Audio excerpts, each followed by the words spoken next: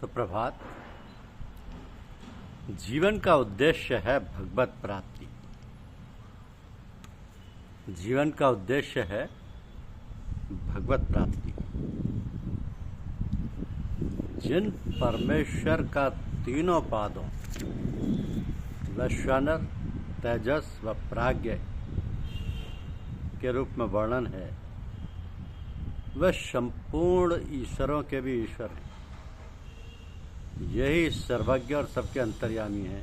यही संपूर्ण जगत के कारण है, क्योंकि संपूर्ण प्राणियों की उत्पत्ति, स्थिति और प्रलय के स्थान यही है। तो प्रश्नोपनिषद में 3 मात्राओं से युक्त ओंकार के रूप में परम पुरुष परमेश्वर का ध्यान करने की बात कहकर उसका फल समस्त पापों से रहित तो अविनाशी परात्पर पुरुषोत्तम को प्राप्त कर लेना बताया गया है। अतः पूर्ण वर्णित वैश्वानर, तेजस और प्राज्ञ परमेश्वर के ही नाम है। अलग अलग स्थिति में उन्हीं का वर्णन भिन्न भिन्न नामों से किया जाता है।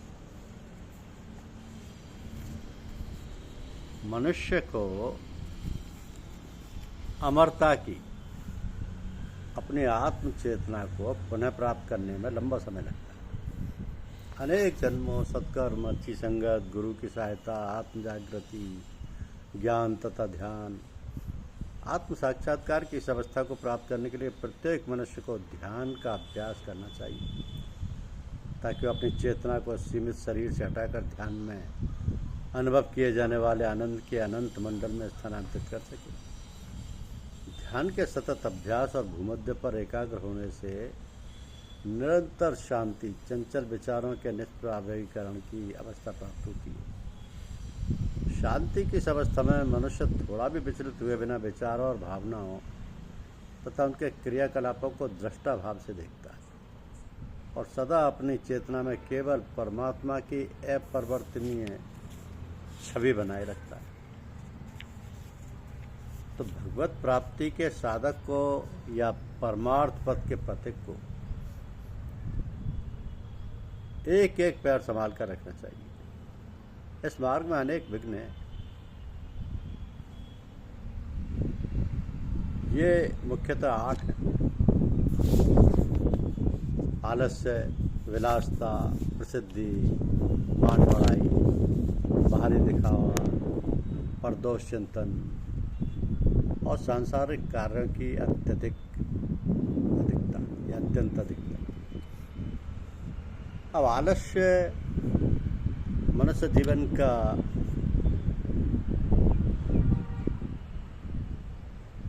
या आलसी मनुष्य का जीवन तमो में रहता है। वो किसी भी काम को प्राय पूरा नहीं कर पाता। आजकल करते करते उसके जीवन के दिन पूरे हो जाते हैं और परमार्थ की बातें सुनता सुनाता उसे अच्छी भी लगती हैं, परंतु आलस्य उसे साधन में तत्पर नहीं होने देता। श्रद्धावान पुरुष भी आलस्य के कारण उद्देश्य सिद्धि तक नहीं पहुंच पाते। इसलिए श्रद्धा के साथ तत्परता की आवश्यकता भगवान ने गीता में बताई है। आलस्य से तत्परता का विरोध है। आलस्य सदा यही भावना उत्पन्न करता रहता है कि क्या है, पीछे कर लेंगे। जब कभी उसके मन में कुछ करने की भावना होती है, तभी आलस्य, प्रमाद, जमाई, तंद्रा आदि के रूप में आकर उसे घेर लेते हैं। तो आलस्य का साधन मार्ग का एक बहुत बड़ा शत्रु मानकर जिस किसी उपाय से भी हो उसका नाश करना चाहिए। विलासता, विलासी पुरुष को मौज शौक के सामान जुटाने से ही फुर्सत नहीं मिलती। वो साधना कब करे? पहले सामान इकट्ठा करना, फिर उससे शरीर को सजाना, यही उसका प्रधान कार्य होता है। कभी कभी साधु महात्मा का संकट था तो उसकी क्षण भर कोई इच्छा होती है कि मैं भी भजन करूं, परंतु विलासता उसको ऐसा करने नहीं देती। भांति भांति के नए नए फैशन के सामान संग्रह करना और उनका मूल्य चुकाने के लिए अन्याय और सत्य की परवाह न करते हुए धन कमाने के काम में लगे रहना, इन्हीं में उसका जीवन बीतता है। शौकीन मनुष्य को धन का भाव तो प्राय बना ही रहता है, क्योंकि वह आवश्यक अनावश्यक का ध्यान छोड़कर जहाँ कहीं भी कोई शौक की बढ़िया चीज़ देखता है उसी को खरीद लेता है या खरीदना चाहता है। न रुपयों की परवाह करता है, न अन्य किसी प्रकार का परिणाम सोचता है। तो सुंदर मकान, बढ़िया बढ़िया बहुमूल्य महीन वस्त्र, सुंदर भोजन, पुत्र, इत्र, फुलेल, कंगे, दर्पण, जूते, घड़ी, छड़ी, पाउडर आदि की तो बात ही क्या है। खाने, पहनने, बिछाने, बैठने, उठने, चलने, सूंघने, देखने, सुनाने आदि सभी प्रकार के सामानों से बढ़िया से बढ़िया चाहिए, और इसी में वो सारा समय निकाल देते हैं। इनमें 10 हानियाँ होती हैं, इस बात को याद रखना चाहिए। धन का नाश, आरोग्यता का नाश, आयु का नाश, शादी के सुख का नाश, देश के स्वार्थ का नाश, धर्म का नाश, सत्य का नाश, वैराग्य का नाश, भक्ति का नाश, ज्ञान का नाश। तो विलासता तो परम शत्रु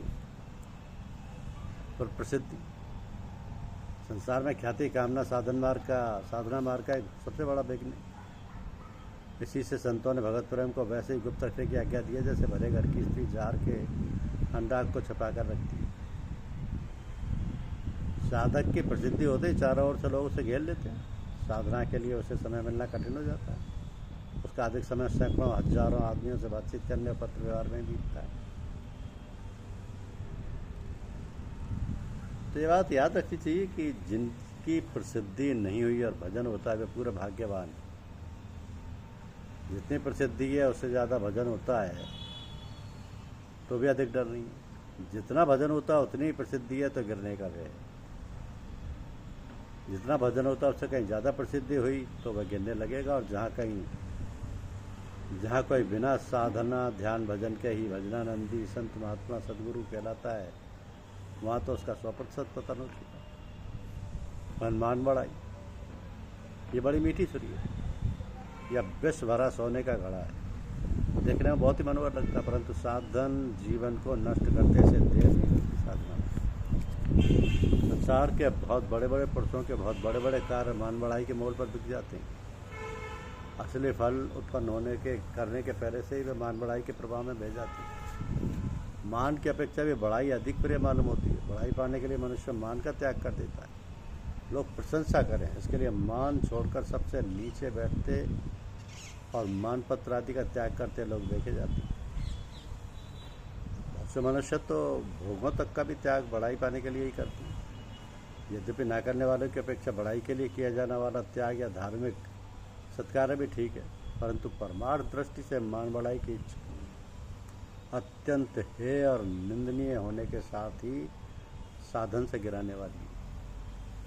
तो गुरुभाव, साधना अवस्था में मनुष्य के लिए गुरुभाव को प्राप्त हो जाना बहुत ही हानिकारक है। ऐसी अवस्था में जब स्वामी सिद्धावस्था को प्राप्त नहीं होता तब उसी का साधना पथ रुक जाता है। तब दूसरों को तो कैसे पार पहुंचाएगा। ऐसे ही कच्चे गुरुओं के संबंध में कहा जाता है जैसे अंधा अंधों की लकड़ी पकड़कर अपने सहित सबको गड्ढे में डाल देता है, वैसी ही दशा इनकी होती है। परमार्थ पथ में गुरु बनने का अधिकार उसी को जो सिद्धावस्था को प्राप्त कर चुका हो, जो स्वयं लक्ष्य तक नहीं पहुंचा हो। जो स्वयं लक्ष्य तक नहीं पहुंचा हो तो दूसरों को भी कैसे पहुंचाएगा। साधना पथ में दूसरों को साथी बनाना, पिछड़े हुओं को साथ लेना, मित्र भाव से परस्पर सहायता करना, भूलों को मार्ग बताना, ये सब जरूरी है। बाहरी दिखाव में तो और भी बुरा है। वस्त्र, भोजन आदि बातों में मनुष्य पहले तो संयम भाव से काम करता है, परंतु पीछे उसमें दिखावे का भाव आ जाता है। सच्चाई होने पर भी दिखाव की चेष्टा साधक को गिरा ही देती है। इससे तो सदैव बरतना चाहिए। साधना में परदोष चिंतन एक भारी विघ्न है। जो मनुष्य दूसरों के दोषों का चिंतन करता है वो भगवान का चिंतन नहीं कर सकता। उसके चित्त में सदा द्वेषाग्नि जला करती है। जगत की ओर से उदासीन रहना ही श्रेयस्कर है।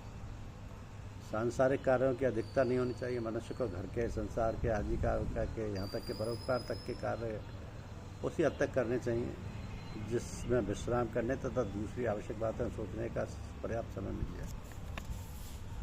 तो ये विघ्न बहुत सारे हैं, पर प्रधान विघ्नों में 8 बड़े प्रबल हैं। साधक को चाहिए कि वह दया में सच्चिदानंद भगवान की कृपा पर विश्वास करके और उसी का आश्रय ग्रहण करके इन विघ्नों का नाश कर दे। प्रभु कृपा के बल से असंभव भी संभव हो जाता है, क्योंकि मनुष्य जीवन का मुख्य ध्येय भगवत प्राप्ति है। उसको कभी विस्मरण नहीं करना चाहिए। मनुष्य प्रभु कृपा पर जितना ही विश्वास करता है उतना ही वह प्रभु के सुख में गोद की ओर आगे बढ़ता है। धन्यवाद।